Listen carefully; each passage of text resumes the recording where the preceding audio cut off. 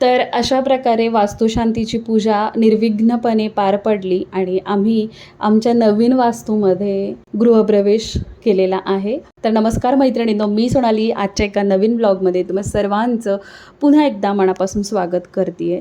सर्वप्रथम तुम्हा सर्वांना श्री स्वामी समर्थ. जसं की कालच्या ब्लॉगमध्ये जर तुम्ही पाहिलं असेल तर गुरुजींनी पूजा मांडली होती आणि सर्व देवी देवतांना आव्हान केलं होतं आमच्या वास्तुशांतीच्या पूजेसाठी सर्वांनी उपस्थित राहावे आणि आम्हाला आमच्या वास्तूला आणि आमच्या पुढच्या प्रवासाला तुमचे भरपूर असे आशीर्वाद मिळू द्या. दुसऱ्या दिवशी सकाळी लवकर उठून सगळ्या गोष्टी आवरून घरातल्या, जसं की मी पहाटे 4-4:30ला उठले. ठरलं होतं पुरणपोळीचा स्वयंपाक करायचा आणि सुरुवातीला वास्तुशांतीची पूजा आटोपल्यानंतर 5 सुवासिनी जेवायला घालायच्या. या पद्धतीने आम्ही फार नातेवाईक मंडळी बोलवलेले नव्हते. काही सिलेक्टिव्ह नातेवाईक होते, जसं की आम्ही आई बाबा आणि सासू सासरे आणि दीर हे आदल्या दिवशीच आले होते. जसं तुम्ही कालच्या व्लॉगमध्ये जर पाहिलं असेल तर सकाळी लवकर आम्ही पहाटे मी आणि आई आणि मम्मी आम्ही तिघीजणी लवकर उठून सगळं आवरून पुरणाच्या स्वयंपाकाला सुरुवात केली. 1.25 किलो पुरण घातलं होतं. ॲक्च्युली खरं झालं, मला काही गोष्टी शूट करायला खरंच जमलं नाही.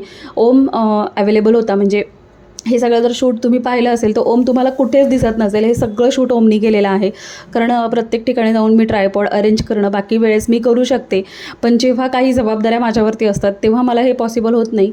जेवढं तुम्हाला व्हिडिओ दिसतो ना, हा बऱ्यापैकी 100% व्हिडिओ ओमनी शूट केलेले आहेत आणि त्याला सांगितलं होतं मी जेवढं शक्य होईल तेवढं तू शूट करण्याचा प्रयत्न कर. तर सकाळी जसं की 7 वाजेपर्यंत जेवढं शक्य झालं तेवढा स्वयंपाकात काही गोष्टी ह्या दोघींना सापडतात नाही सापडतात, त्यामुळे सगळे मदत केली. 7 नंतर मी स्वतःचं आवरलं आणि पूजेसाठी मी बसले. लक्ष्मी, सरस्वती आणि पार्वती ह्या जर तुम्हाला तिघीजणी दिसत आहेत ज्यांची आम्ही पूजा करतो आहे, त्या लक्ष्मी, सरस्वती आणि पार्वती आहेत की ज्यांची आम्ही दोघंजणं पूजा करतो आहे. त्यांची पूजा झाल्यानंतर सूर्यनारायणाची पूजा केली आणि सूर्यनारायणाची पूजा झाल्यानंतर आम्ही घरामध्ये गृहप्रवेश केला. जसं की सुरुवातीला गुरुजी दरवेळेस, म्हणजे मागच्या वेळेसही मला अनुभव आहे, लक्ष्मी आणि सरस्वती ह्या दोघींची गृहप्रवेश करतात. जसं की अन्नपूर्णा माता आणि लक्ष्मी ह्या दोघींचीही घरामध्ये आगमन केलं. त्यांच्या दोघींचे पावलं उठवली जातात.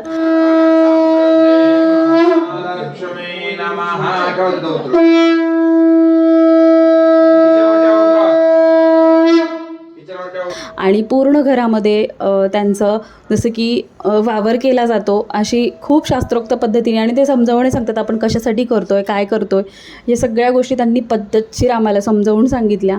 ते झाल्यानंतर उंबऱ्याची आमच्या दोघांच्या हातून पूजा झाली, गृहप्रवेश झाला, चौकटीची पूजा झाली. ह्या सगळ्या गोष्टी एकदम नित्यनेमाने पार पडल्या.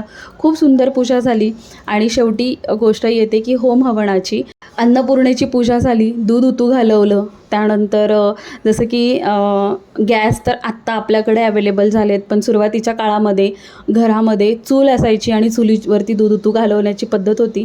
तर आपण जसं की गॅस हा आपण रेग्युलरली वापरतो, त्यामुळे आधी गॅसवरती दूध उतू घालवलं आणि त्यानंतर इकडे बघू शकता छोटीशी चूल मी आणलेली आहे आणि त्या चुलीवरती सुद्धा आपण दूध उतू घालवलेलं आहे. कारण काही आपण ज्या गोष्टीतून सुरुवात केलेली आहे, म्हणजे जी आपण आयुष्यामध्ये जगण्याची आपण वाट जी आपण सुरू करतो ती वाट कधीही सोडायची नसते. देवी सर्वभूतेन्द्र स्वरूपेण संस्थिताय नमस्तस्यै नमस्तस्यै नमस्तस्यै नमस्तस्यै नमस्ते. ओम अन्नपूर्णे शंकर प्राणवल्लभी ईश्वराय नमो नमः. त्याच्यावर तुझी कृपा आमच्यावरती आमच्या कुटुंबावरती असू दे अशी भगवतीला प्रार्थना करून नमस्कार करा.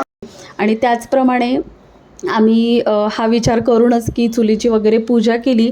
आम्हा दोघांच्या हाताचे ठसे उठवण्यात आले आणि त्यानंतर मी भयंकर खुश होते, कारण नवीन घरामध्ये आल्याचं किंवा नवीन घरामध्ये आपण जेव्हा आपलं स्वप्न साकार होत असतं ते सुख किंवा ते अनुभव खूप वेगळा असतो आणि तो एक अनुभवणे जे स्वतः अनुभवतात ना तो त्यांनाच समजतो. 10 वर्षाची आम्हा दोघांची प्रतीक्षा आता संपलेली होती की आयुष्यात मी ठरवलं होतं की खूप मोठं घर घ्यायचं. आणि जसं की तुम्हा सगळ्यांना माहिती, ह्या आधी पण 3 वर्षापूर्वी मी असं घर घेतलेलं आहे. यावरती मी डिटेलमध्ये तुमच्याशी बोलेल, कारण खूप माझ्या मैत्रिणींनी मला मेसेज केलेले आहे, DM सुद्धा केलेले, इंस्टाग्रामवरती सुद्धा विचारलेलं आहे की ताई जुनं घर तुझंच होतं ना? तर हो, ते घरही माझंच होतं. 3 वर्षापूर्वी मी ते घर घेतलं होतं, पण ते का सोडलं, का बदललं वगैरे ह्या सगळ्या गोष्टी मी तुम्हाला वेगळ्या व्हिडिओमध्ये शेअर करेल. त्यानंतरची वेळ आली आहे होमाची. होम हवन जवळजवळ 1 ते 1.5 तास चाललं. त्यानंतर शेवटी आई बाबासुद्धा तुम्हाला इथे व्हिडिओमध्ये दिसत असतील. एकदम पद्धतशीरपणे वास्तुपूजा आटोपली. त्यानंतर सत्यनारायणाची पूजा झाली, शेवटी आरती झाली आणि ही पूजा पूर्णपणे संपन्न झाली. आणि ह्या पूजेमध्ये खरं तर सांगू का मी तुम्हाला, ह्या घरामध्ये किंवा पूजेमध्ये ह्या घरामध्ये माझे आई बाबा, नरेंद्रचे आईवडील म्हणजे जसे की सासू सासरे आणि तुम्ही सर्वजण, ह्या तुम्हा सर्वांच्या आशीर्वादाने आणि सपोर्टने खरं तर आम्ही इथपर्यंत पोचलेलो आहोत. होम टूर मी तुम्हाला लवकरच देणार आहे, कारण अजून थोडं फर्निचरचं काम बाकी आहे आणि आम्ही थोडीशी घाई केली इथं राहायला येण्याची. त्याच्या मागची कारणंसुद्धा बरीच आहेत की तीसुद्धा मी तुम्हाला एखाद्या ब्लॉगमध्ये शेअर करेल. आणि अशा प्रकारे आपला वास्तुशांतीचा कार्यक्रम एकदम सुंदर आणि एकदम साध्या पद्धतीने संपन्न झालेला आहे. जवळजवळ 1:30 वाजता ही पूजा संपली आणि 1:30 नंतर सुवासिनी जेवू घातल्यानंतर आम्ही घरातल्या सर्व मंडळींनी जेवण केलं. आणि असा होता माझा हा आजचा पूजेचा दिवस. त्यानंतर दिवसभरामध्ये मला काही शूट करायला जमलं नाही, कारण पाहुणे मंडळी आणि मीही खूप थकलेली होती, झोप झालेली नव्हती, अशा बऱ्याचशा गोष्टी होत्या, त्यामुळे काही शूट केलेलं नाही. सो आजचा व्लॉग इतकाच. कसा वाटला मला कमेंट करून नक्की सांगा. आवडला असेल तर लाईक करा, शेअर करा. चॅनलवर नवीन असाल तर इथून पुढचे आपले सगळे व्लॉग बघण्यासाठी किंवा माझी जर्नी बघण्यासाठी नक्की आपल्या चॅनलला सबस्क्राईब करा. त्याचबरोबर बेल आयकॉनसुद्धा प्रेस करा, म्हणजे येणाऱ्या व्हिडिओचं नोटिफिकेशन मिळेल आणि तुम्ही व्हिडिओ बघू शकताल. चला मग भेटूया छानशा पुढच्या नवीन एका व्लॉगसोबत. Bye everyone.